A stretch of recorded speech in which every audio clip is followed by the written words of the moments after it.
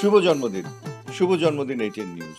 ATN news অত্যন্ত সফলতার সাথে 14 বছর পার করে 15 বছরে পদার্পণ করেছে।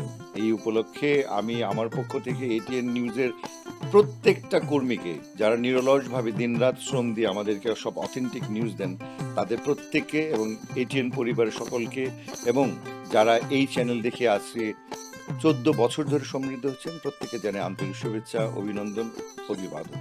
আমি চাইবো এই ধারা যেন অব্যাহত থাকে।